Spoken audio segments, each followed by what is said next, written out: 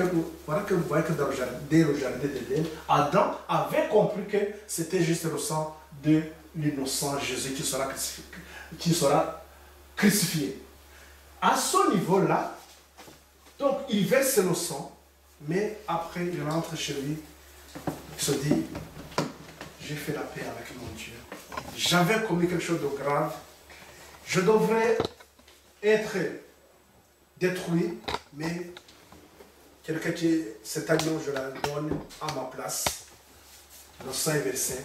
Mais qu'est-ce qui va se passer après? C'est pour rentrer, là c'est l'eau. Ça c'est la tente. Qui est entré ici? Quelqu'un qui est sanctifié. Là, quelqu'un qui est sanctifié, c'est celui qui pouvait entrer là. Donc le péché, il est là. Il ne peut pas entrer là. Et là, comme nous venons de le voir, nous savons très bien que c'est le Christ qui était, qu'on nous expliquait, c'est le Christ seulement qui pouvait conduire cette œuvre de la sanctification. Et pour amener vers où? Au niveau des chemins. Je reviens pour faire le parallèle de ce que nous avons ici en haut. Ici, qu'est-ce que nous avons au deuxième point? Au deuxième point, c'est que nous avons où le Christ, ça doit être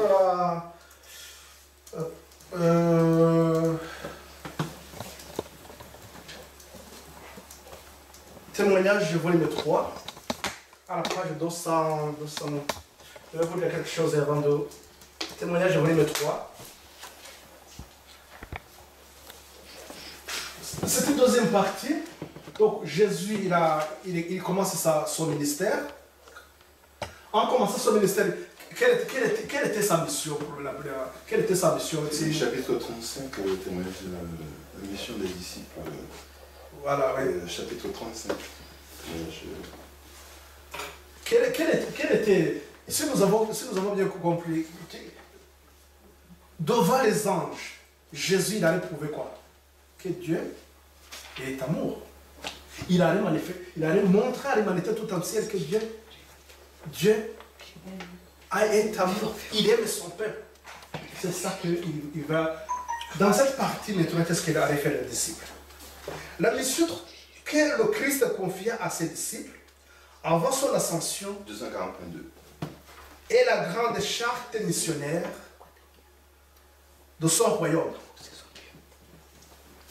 C'est ainsi que le Sauveur fit de ses ambassadeurs et leur donna leur lettre de créance.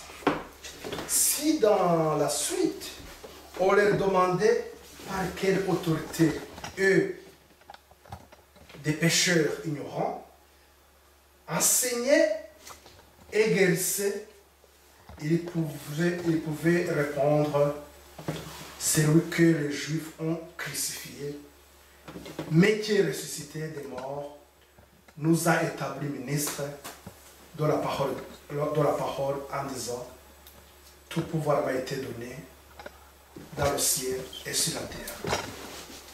Le Christ confia cette mission à ses disciples en tant que chef des architectes qui devait poser les fondements de son Église. Le Christ confia cette mission à ses disciples en tant que chef des architectes qui devait poser les fondements de son Église. Il les chargea ainsi que tout ce qui leur succéderait dans le ministère de prêcher son évangile jusqu'à la fin des temps. Si je reviens à ce que je disais au début, si je dis que il est confiant, de prêcher Genèse 3,15 jusqu'à la fin des temps. revenons à ce que je vous ai dit au début. À une époque donnée, Dieu donne un message, pas pour dire que l'autre qui était là, qui l'avait donné, c'était... Non, c'est pour tout simplement montrer qu'il y a une progression dans la lumière. Et cette lumière, plus selon les besoins du moment, Dieu accorde encore toujours la lumière. C'est ça que nous voyons que dans cette... lorsque Jésus donc confie son message à ses disciples, il dit que même ce qui va les succéder, donc c'est ce que nous avons aussi à Jean 17 aussi,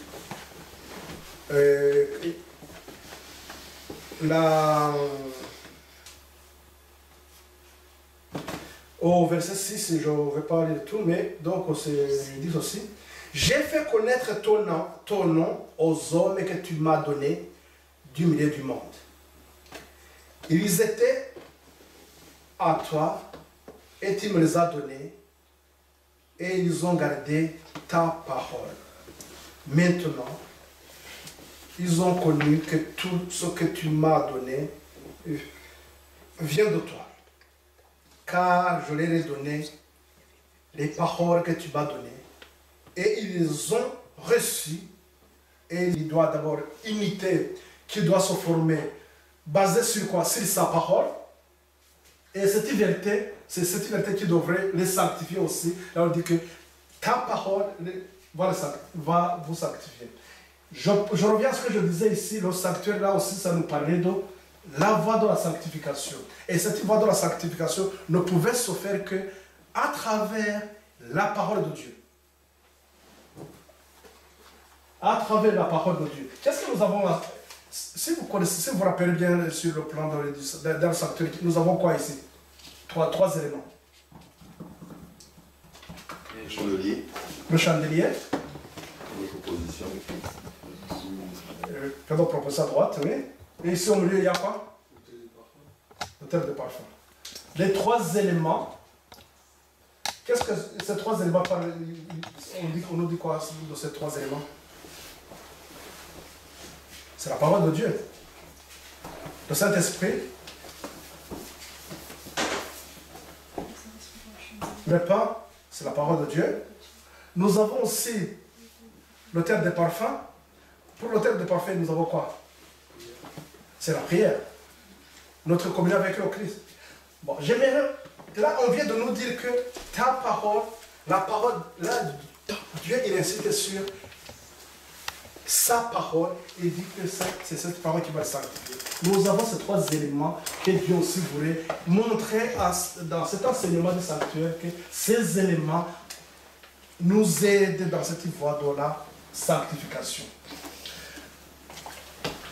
Est-ce qu'il y a une histoire que nous avons vue concernant les fils d'Aaron? Qu'est-ce qui se passe? Il amène un feu étranger. Il amène un feu étranger. Et quand Dieu directement, le feu est sorti et puis les a brûlés de tout. La parole nous dit que Dieu a dit à Moïse de dire à son frère qu'il ne veut pas de tristesse derrière le visage. Il dit même à ses fils que tout le monde reste dans la joie. Parce que ce qui vient de se faire, ce n'était pas quelque chose qui devrait le rendre triste. Et il dit que ça, Dieu l'a fait pour donner un avertissement à toutes ces personnes qui arrivent ici. Le fait étranger en question, c'était quoi? Est-ce que c'est... Il me reste combien de minutes pour que je dise cette partie? Ah, tu as le temps. Tu as le temps. Le fait étranger, il s'agissait de quoi? Vous connaissez ça? Le fait étranger. Dieu n'a pas changé. Il est aussi particulier et exact dans ses exigences maintenant qu'il était au temps de Moïse. Mais dans les sanctuaires d'adoration de nos jours, avec les chants de louange, les prières et l'enseignement de la chair, il n'y a pas seulement un feu étranger, mais une progression de suivre. Au lieu de prêcher la vérité, avec la sainte onction de Dieu, on parle parfois sous l'influence du tabac et de vin, un feu étranger, en effet. La vérité biblique et la sainteté biblique sont présentées au peuple et des prières sont offertes à Dieu mêlées à des puanteurs du tabac. Un tel intéressant est tout à fait acceptable pour Satan. Une terrible tromperie, c'est ceci. Quelle offense aux yeux de Dieu. D'amener des fausses doctrines. Et ça revient à ce que nous voyons aussi, nous voyons, quand je crois sur notre Marc 7, on dit que le culte qu'on donne au Seigneur, il ne l'accepte pas parce qu'on mélange avec les traditions. Et sur ce point, il dit que les enfants de Dieu, donc ceux que Dieu a mis à part pour faire cette œuvre, pour conduire cette œuvre de la sanctification, devraient être aussi sanctifiés. Ça même on peut lire dans Ésaïe 52, il dit que tous ceux qui portent les choses saintes de Dieu, doivent eux aussi se sanctifier. Et ils doivent pouvoir aussi faire la différence entre le profane et le sacré. Et c'est ce qui a fait défaut pour Nadab et Abihu. Donc il dit que pour que cette œuvre de la sanctification soit correcte et convenable, pour que le culte soit agréable à Dieu, il faut que ces enfants de Dieu doivent aussi se sanctifier. Je voudrais insister sur cette ligne qui est là. Et dans la lumière du sanctuaire, c'est après la première étape, nous arrivons à la deuxième étape. J'insiste sur cette deuxième étape parce que ça va nous aider à comprendre ce que je voudrais vous faire, vous donner après pour nous préparer. Si cette deuxième part, si cette ligne que nous pouvons faire comme ça, regardez, ça correspond avec le deuxième ange. Cette partie, Jésus, qu'est-ce qu'il va faire? Il va montrer l'amour de Dieu. Cette partie que nous avons vue, la première partie, ça c'était pour le traitement des péchés, mais à partir d'ici, il faut qu'on rentre dans cette voie de la sanctification. Cette voie de la sanctification. Au deuxième ange, je vais revenir pour peut-être être beaucoup plus précis tout à l'heure pour que notre sœur aussi puisse comprendre pourquoi ce cheminement ici. À cette balise du deuxième ange, il y a quelque chose qui doit se faire. L'œuvre de la sanctification. L'œuvre de la sanctification nous parle de quoi? L'œuvre de la sanctification nous parle de quoi? Si vous avez bien suivi ce qui est dit avec moi de tout le temps, l'œuvre de la sanctification nous parle de quoi? Hein? Le plan de la rédemption, non? Oui, mais pour être précis, c'est cette partie-là, nous commençons l'échelle de pierre. Ah oui. Hein? Oui. Nous commençons l'échelle de pierre. L'échelle de pierre nous parle de quoi? Concret pacifique.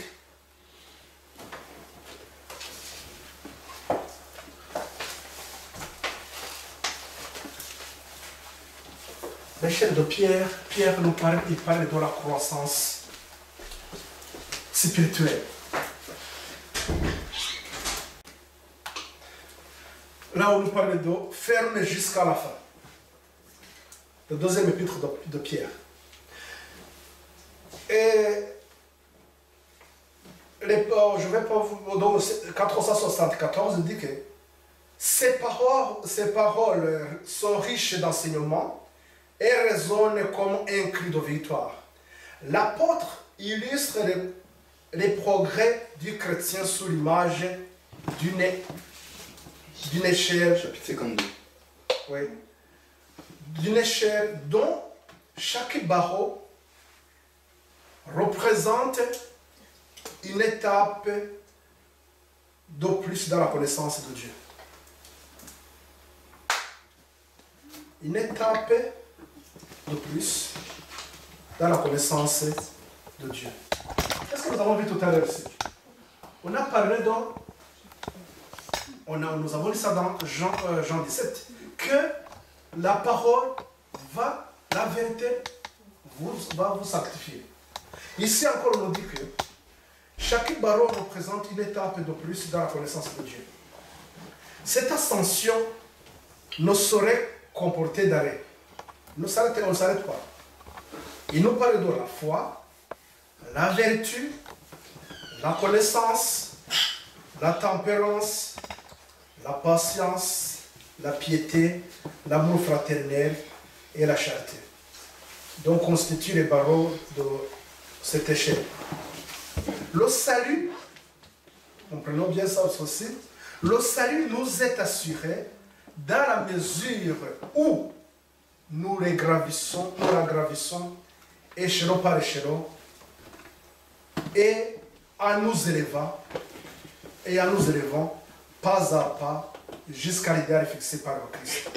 C'est ainsi qu'il est fait pour nous sagesse, justice, sanctification et rédemption. On ne peut pas s'arrêter. Donc, ici, on nous a parlé d'une échelle qu'il faut graver. La vertu, d'abord la foi. Bon, moi, quand je parlais avec les garçons, je dis, voilà, vous comprenez comment on monte un étage, nous avons un étage. Nous avons le rez-de-chaussée. Le rez-de-chaussée, c'est la foi. À quel niveau on peut avoir la foi? C'est à son niveau. Mais on commence, c'est la première étape. La vertu. Quand on parle de la vertu, on nous parle de quoi? On nous parle de la disposition. Est-ce que je suis disposé vraiment à écouter la parole de Dieu? Est-ce que je suis disposé à aller beaucoup plus même dans la lumière que Dieu nous donne? Donc dès qu'on n'est pas disposé, ça ne peut pas faire autre chose. Donc on s'arrête là, c'est fini. Mais on nous dit que aussi, ça ne suffit pas. Il faut encore, même si tu veux étudier, tu veux être disposé, mais il faut que aussi tu comprennes ce que tu es en train d'étudier. Il dit il faut la connaissance. Approfondir les connaissances. Je crois que c'est à Éphésiens, ça doit être 4, si je me rappelle bien le verset exact, je ne l'ai pas, mais je peux vous le dire après.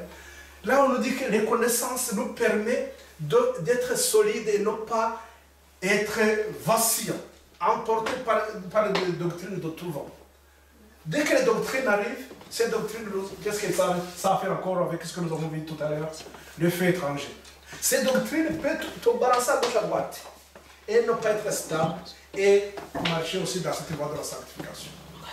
Donc ça demande à ce que cette vérité qui est la parole de Dieu nous élève dans la sanctification. Lorsqu'on n'est pas dans la parole de Dieu, cet évangile, et que on est attiré par d'autres enseignements qui n'ont rien à voir avec la parole de Dieu, là, on ne peut pas rentrer dans cette voie de la sanctification. Donc, c'est comme je donne un simple exemple, c'est comme ça, nous savons que, bon, je peux raconter quelqu'un dans la rue là-bas, je dis, c'est quoi ça? Il me dit, oui, je dis, bon, je crois que c'est la Bible, c'est le livre. Moi, je dis, mais c'est la Bible. Après, il peut faire, je m'en fous que ce soit la Bible. Il s'en va, il dit, je ne le prends pas. Il y a un autre qui va regarder, bon, je le prends. Il va le ranger dans son bureau. Et il y a l'autre qui va le prendre, tu vas essayer de regarder de temps en temps. Parce qu'il a essayé peut-être de me poser la question, qu'est-ce que je fais avec Oui, aujourd'hui, oui, mais il y a quand même des choses précieuses, il faut lire, ça va te désengager. Bon, il peut lire, il peut déposer. Ou bien l'autre, il peut dire, ouais, c'est vrai que moi, il y a quelqu'un qui peut mourir et tout. C'est compliqué de dire, ça m'embrouille. Bon, notre pasteur, je ne sais pas, quelqu'un d'autre peut nous laisser, va mourir ça tous les jours. Un week-end, je ne sais pas où. Mais moi, je n'ai pas le temps. Et tout ça, en fait, qu'est-ce que ça va faire? Celui qui n'a pas cherché à prendre cette Bible, qui va dire, tu as fait, il dit, bonjour, on s'en fout. Dieu n'existe même pas. Et celui-là qui va dire, oui, Dieu existe, mais je le prends. Et l'autre aussi qui va dire, oui, Dieu existe, là, ça, je sais que c'est la parole de Dieu, je vais regarder dedans. Mais il ne montre pas de reconnaissance. Finalement, la finalité, ici, là, à son niveau, ça sera la même. Ça sera la même. Dieu ne va pas dire, au moins toi, tu avais reconnu que c'est ma Bible, que c'est ma parole. Il ne va pas dire l'autre, oui, toi, je sais que tu essaies de rire. Non, ce n'est pas ça. C'est ça qui va nous élever. Pourquoi cette question, je la pose comme ça? Parce que, à partir d'ici, dans cette voie de la sanctification, qu'est-ce qui va se faire? La formation du Caractère. au caractère. Et ce caractère va avancer au fur et à mesure jusqu'à... Regardons 500 dans la tragédie des siècles. Pour Éphésiens, c'était Éphésiens 4, 14. Voilà, 4 et 14. Là, on dit que les connaissances, ils sont là, ils nous permettent de ne pas vaciller. Et c'est ce qu'on avait vu tout à l'heure au début aussi, que les gens qui ont fait l'expérience avec le premier, deuxième et troisième ange, ces gens ne peuvent pas ne peuvent pas s'égarer. Et donc, je vous lis donc, c'est 510. 510, c'est dans la tragédie des siècles. On nous parle de la sanctification. Je vous donne quelques... C'est pour que nous... Voilà. 510. Ou bien quand vous aurez... J'aimerais que vous pourriez... Il faudrait vraiment faire cette étude et faire tout ce chapitre de réveil moderne. Il nous parle, donc c'est le chapitre 27. Mais ce que je vais vous lire, tout simplement, je vais à la page 510. Les Écritures montrent clairement que l'œuvre de la sanctification est progressive. Cette œuvre ne fait que commencer quand, à la conversion, l'homme a trouvé la paix dans le sang de l'expiation. On est... Lorsque j'ai trouvé la paix, lorsque j'amenais mon sacrifice.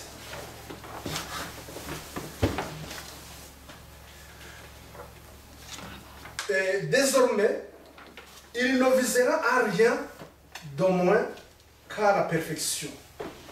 Il voudra atteindre la mesure de la stature parfaite de Christ. L'apôtre Paul disait, je fais une chose, oublier ce qui est en arrière et me portant vers ce qui est en avant, je cours vers le but pour remporter le prix de la vocation céleste de Dieu en Jésus-Christ. Et les échelons de la sanctification sont énumérés comme suit par l'apôtre Pierre. Voilà ce que je vous disais tout à l'heure. Faites tous vos efforts pour joindre à votre foi la vertu, à la vertu la science, à la science et la tempérance, à la tempérance et la patience, à la patience et la piété, à la piété l'amour fraternel, à l'amour fraternel la charité. En faisant cela, vous ne plancherez jamais. Donc vous êtes solide. Et à la fin de cette voie de la sanctification, qu'est-ce que nous avons ici? On a parlé à la fin, on nous a parlé de l'amour. Et là, dans cette croissance, que, comme Pierre nous le dit, on arrive à l'amour. Et cet amour, c'est le même amour qui a fait que Pierre, à un moment donné, disait, Seigneur, non, il disait aux persécuteurs, vous allez me pendre, oui. Je sais que je participe à la souffrance avec mon Seigneur, mais ne me pendez pas comme mon Seigneur, mais à l'envers. Donc, les disciples, on nous dit que les disciples, à cette époque, ils avaient vraiment atteint un niveau. Rappelez-vous que c'est le même Pierre qui, au début, avant qu'il lisait la pluie, à ceux qui sont habitués à ces études, quand est-ce qu'ils ont reçu la pluie de la première saison? Mais je voudrais attirer votre attention. C'est la pluie de la première saison, quand on le prend dans cette vision. Là, c'est là où nous avons la première saison, la première pluie, et nous avons la deuxième pluie de la saison. Mais quand on revient sur le niveau des disciples, on nous dit que lorsque Jésus, avant de les quitter, lorsqu'il souffrait sur eux, c'était pour eux c'était la pluie de la première saison. Donc ce que nous appelons la pluie de la première saison de la Pentecôte, c'est parallèle à nous avec la pluie de la deuxième saison. Et c'est pourquoi, quand on nous dit que maintenant, en septembre, il y a des gouttelettes, et nous avons aussi la deuxième pluie, justement, qui est là pour mûrir les graines. Donc les graines qui ont été plantées quand? À cette balise que je vais encore faire beaucoup plus de... Je vais revenir sur ça, je vais vraiment faire l'accent sur ce point. À ce niveau-là, donc la pluie de la première saison. Mais donc, lorsque les pierres, donc ils ont eu, pour eux c'était la pluie, ils ont eu dessous. Mais c'est ce qui les a... Et donc à ce moment-là, ils avaient reçu la force. Et c'est là où on dit que le feu qu'on voyait sur les têtes, c'était une manifestation de la puissance de Dieu. C'était pour témoigner vraiment qu'ils sont vraiment au top. Là, ils peuvent faire vraiment l'œuvre de Dieu comme il faut. Et c'est là où Pierre et Jean, ils vont maintenant se présenter, ils vont dire, c'est là que vous avez crucifié. C'est lui le Messie. Alors qu'avant, il avait eu peur même de se présenter. Tout le monde, si on nous dit que dans son désappointement, tout le monde avait fui.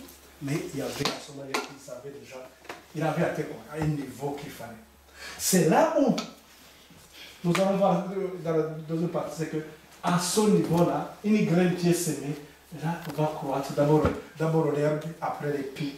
Nous avons un niveau, à un moment, il faut que les graines, les fruits, le fruit de l'esprit se manifestent. C'est lorsque ce fruit de l'esprit se manifeste, vraiment la personne, elle est dans cette croissance. Et on est entré dans, c'est quoi encore? C'est cet évangile qui fait monter, qui élève l'homme et qui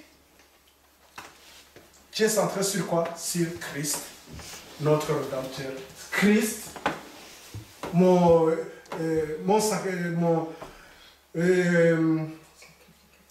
le sacrificateur. Le sacrificateur, donc qui va négocier, comme le sacrificateur allait, c'est lorsqu'il a contré le péché ici, le péché, il est rentré, il disait vraiment j'ai fait la paix. Il dit, mais l'autre il devrait amener le sang où? Dans le sang. L'élément que je vais vous dire donc vers la fin, c'est que à ce troisième niveau, la troisième étape, que je peux encore remonter ici en haut, dans cet évangile, Jésus, qu'est-ce qu'il va faire ici à ce niveau? Il va dire, je m'en vais, mais je reviendrai. Il reviendra pour quoi faire? Ça serait pour le jugement. Lorsque nous avons Jean, et c'est là où souvent nous faisons la référence pour donner vraiment la définition de l'évangile, Jean 16, prenons Jean 16, et pour terminer avec cette définition de l'évangile. Jean 16.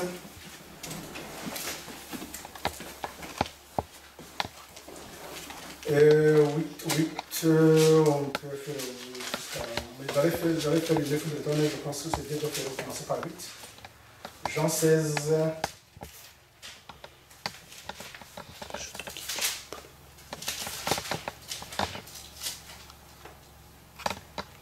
Là, Jésus, donc, il va partir.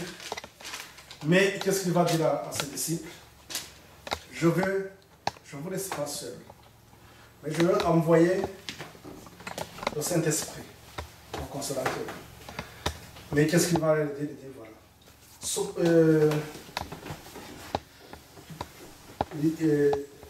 Donc, ils étaient... Je commence par le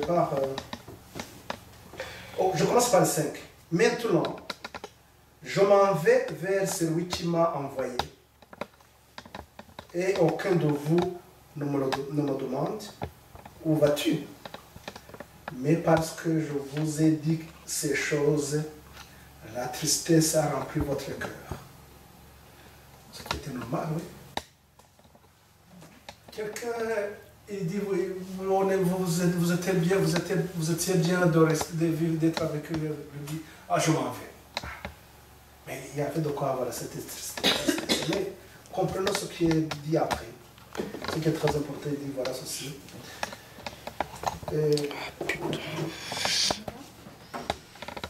La tristesse a rempli votre cœur. Cependant, je vous dis la vérité. Il vous est avantageux que je m'en aille. Car si je ne m'en vais pas, le consolateur ne viendra pas vers vous. Mais si je m'en vais, je vous l'enverrai. Et quand il sera venu, il convaincra le monde à ce qui concerne le péché, la justice et le jugement. Le péché, nous avons vu à quel niveau il y a le traitement du péché. C'est à ce premier niveau. À ce premier niveau, il y a le traitement du péché. Au deuxième niveau, la justice de Dieu, l'amour de Dieu, qui devrait servir de témoignage auprès même de, non seulement nous les gens nous qui péchons, mais même devant les anges, ça devrait servir de témoignage. Et c'était justice qui nous réconcilie avec le Seigneur. Nous sommes dans cette deuxième partie. Mais vers la fin ici, qu'est-ce que nous avons ici? Le jugement, c'est là où il y a le trône de Dieu qui montrait que c'était le jugement. Et ça saute au troisième niveau. Donc Jésus aussi dit, je reviendrai, mais il devrait venir. Pourquoi il devrait revenir? Pour le jugement. Et donc cette définition que nous avons des trois éléments. Le péché, le traitement du péché, la justice, bien l'amour de Dieu, et le jugement. À ceux qui ont fait l'étude avec nous, vous vous rappelez, avec ce que nous avons fait dans le comité, quand on nous parlait de jugement. Le jugement investigatif et le jugement exécutif. Dans cette croissance, qu'est-ce qu'on est en train de faire? Il faut que nous changions. C'est un changement qui doit se faire en nous, guidé par l'Esprit de Dieu. Et ce changement va nous permettre de se dire, ah, ça c'est pas bien. Je me rappelle, Divine, tu nous avais donné une référence, je me rappelle. Ça doit être dans Message à la jeunesse, qui nous disait que dans la Bible, on a tiré quoi? Des principes qui nous guident dans la vie. Et c'est sur ces principes qui vont nous guider dans la vie, qui vont constituer quoi? Qui va nous permettre d'avoir le caractère, la stature de Christ. Parce que de ces bons principes, nous allons poser nous avons d'abord avoir une pensée claire en ce qui concerne le péché, le haïr. Nous allons avoir une pensée claire à ce qui nous entoure, à tout ce que nous voyons autour de nous, nous allons avoir une pensée claire. Donc lorsque nous avons nos pensées sont en oubli par la parole de Dieu, Ces pensées vont nous permettre d'opposer des bonnes actions. Et ces bonnes actions vont se changer, vont former en nous des habitudes. Et ces habitudes vont faire en nous le caractère. Voilà encore, je reviens à ce que je disais, ce qu'on nous disait que la sanctification, que c'est quelque chose de progressif. C'est quelque chose qui se fait. Oui, donc ça veut dire que notre être devrait être toujours dans une voie de progrès. Dans une voie de progrès. Une fois, j'en avais fait une étude ici avec les jeunes. Je leur avais donné l'exemple d'une falaise. Je dis, mais on monte sur une falaise, chacun il prend un côté, l'autre d'un côté. Avec nous avons tous les outils. Et peut-être là, à la minute même, à ce moment-là, j'ai besoin d'un piquet et une corde. Mais toi, peut-être, c'est parce que tu as besoin, tu es en train de trouver où attraper. Mais il faut que nous tous, nous arrivons à gravir jusqu'à la fin, en haut. Et comprendre aussi que là, il y a de danger si je reste dans l'oisiveté en bas, en train de dormir sur le sable et en train de prendre du soleil. Non, on nous dit, montez sur cette falaise, quelles que soient les difficultés, mais il faut monter. Et là, c'est là où on nous dit qu'en comptant sur le Christ, qui nous tend la main, qui va nous aider, qui va nous hisser jusqu'en haut, c'est ça la foi que nous devons avoir et faire donc son progrès, monter étape par étape. Donc, c'est ça que les difficultés ne sont pas les mêmes. Chacun ici présent, chacun a un combat qu'il mène. Mais, malheureusement, dans cette voie de la sanctification, si ce n'est que l'encouragement que je peux donner à un frère, de dire courage et courage, mais le grand travail, c'est chaque individuellement. Et c'est là où on dit qu'il faut compter sur Christ et monter jusqu'à la fin, jusqu'en haut, pour atteindre cette stature. Et cela ne peut se faire qu'au quotidien. Alors, revenons sur ce que vous avez vu, que la parole de Dieu, c'est cette parole de Dieu qui va nous sanctifier. Lorsque nous... Donc, rappelez-vous ce que j'avais dit, qu'il ne faut pas que... il faut pas qu'il y ait le feu étranger. Parce que ce feu étranger, qu'est-ce qu'il va faire? Il va nous... il va pervertir, ou bien il va diluer, je dirais, bon, j'utilise le terme diluer, il va diluer la bonne source ou bien il va salir la bonne source sur laquelle nous devrons boire et qui peut étancher la soif et nous aider à marcher dans la voie. Donc, je ne vais pas, j'allais te dire le texte donc qui... Il faut que je lise, je pense que c'est bien. Il faut que je termine par ce texte. 2 Timothée 3, 6, 16 plutôt, 15, 16. Je termine par là. 2 Timothée 3. Quelqu'un qui l'a trouvé peut nous lire. 2 Timothée 3.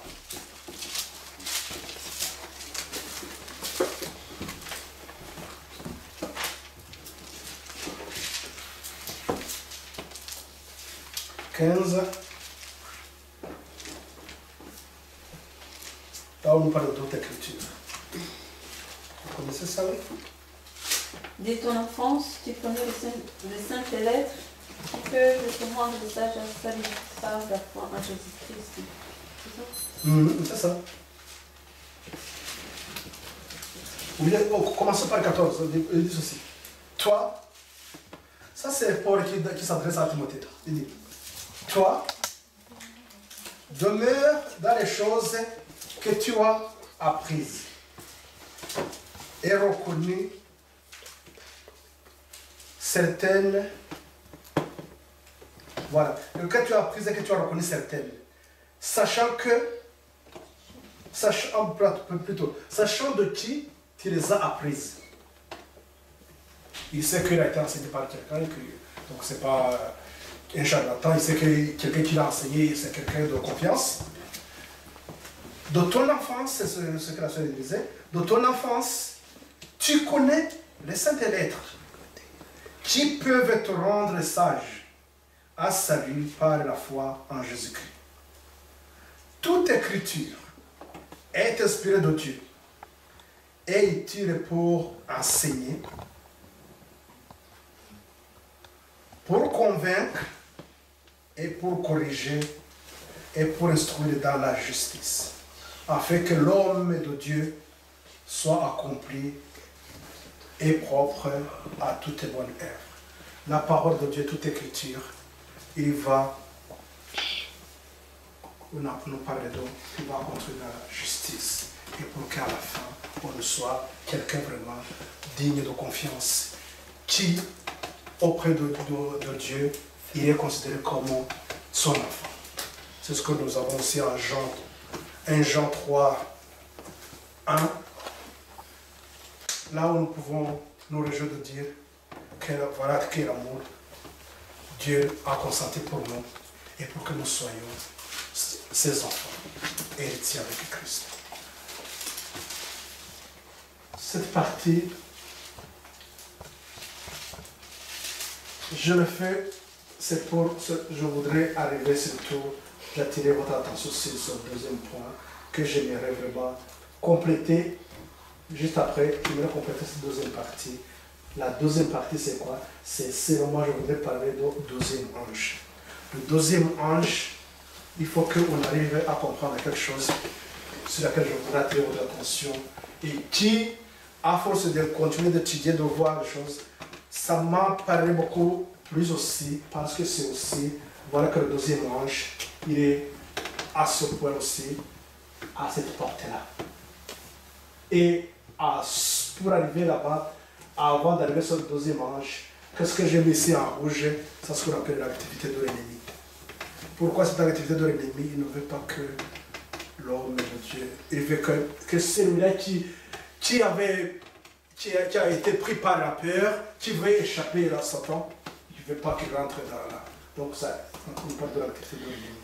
Donc c'est ce deuxième, cette balise, j'aimerais qu'on va le compléter avec ce que nous venons de voir. Il est très important, vraiment, j'aimerais citer sur ça. Que le Seigneur nous aide à comprendre l'évangile qui est une définition. L'évangile éternel est l'œuvre du Christ.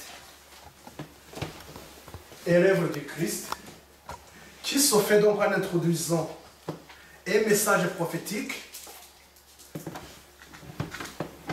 Je reviens à ce que je disais qu'Adam savait que, mais Enoch, donc il savait qu'il y aura son moment de jour. Donc il savait qu'il va arriver là.